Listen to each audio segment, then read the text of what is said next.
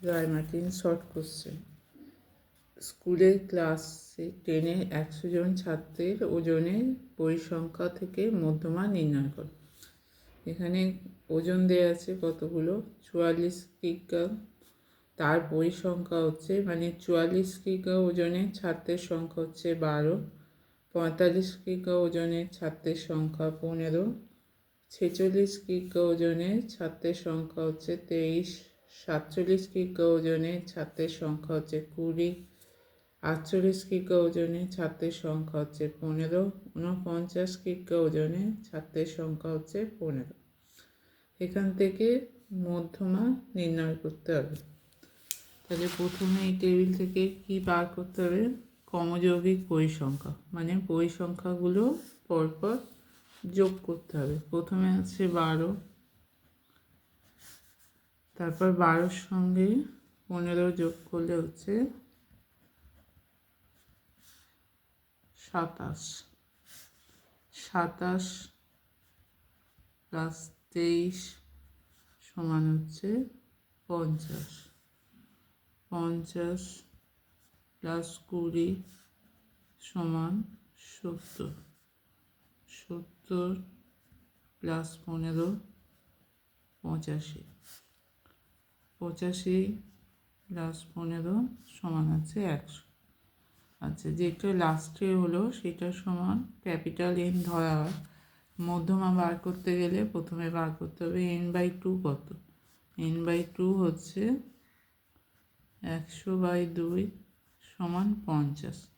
তাহলে 50 পরিসংখ্যার নাম্বারটা কত, 46। তাহলে 50 সমযৌগিক পরিসংখ্যার ওজন হচ্ছে 46। তাহলে মধ্যমা হবে 46 কিগ্রা।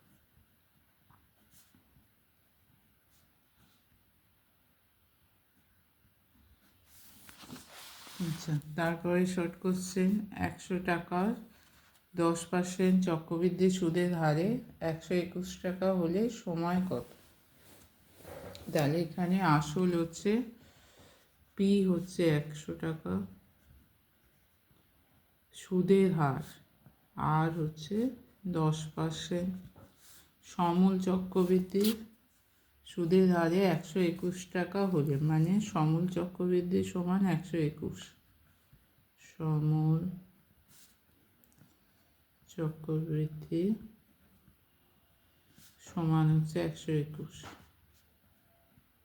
তাহলে সময় কত, সময় সমান ধরে নিলাম n বছর। তাহলে সমূল চক্রবৃদ্ধির ফর্মুলা কি, P 100 1 plus r/100 10/100 to the power n সমান হচ্ছে 121। 10 আর তাহলে 1/10, তাহলে 100টাও পাশে গেলে হচ্ছে 10, 10 plus 1 to the power n সমান 121/100 সমান অতএব 11/10 টু দি পাওয়ার n। আচ্ছা, 121কে 11/10 আকারে করলে হবে 11/10 স্কোয়ার।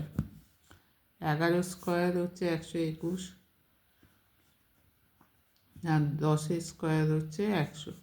তাহলে 11/10 টু দি পাওয়ার n সমান 11/10 স্কোয়ার। তাহলে মাথাটা, এই তলাটা সমান, তাহলে মাথাটা সমান হয়ে যাবে।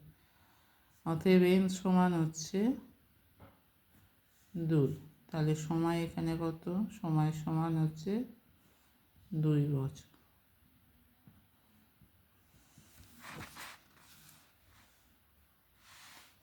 তারপর একটা 16 এবং 25-এর মধ্য সমানুপাতি কত। তাহলে 16, 25 মধ্য সমানুপাতির মাঝখানে একটা, তাহলে এই তিনটে সংখ্যা সমানুপাতি হবে।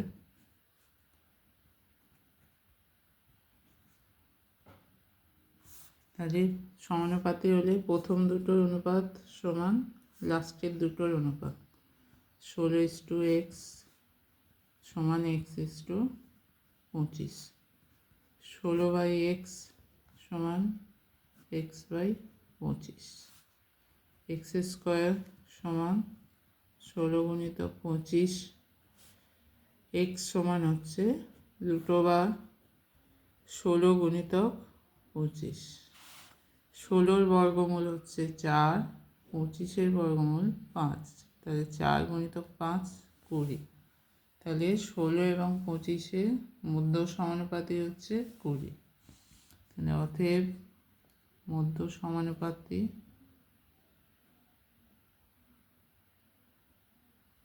হবে 20।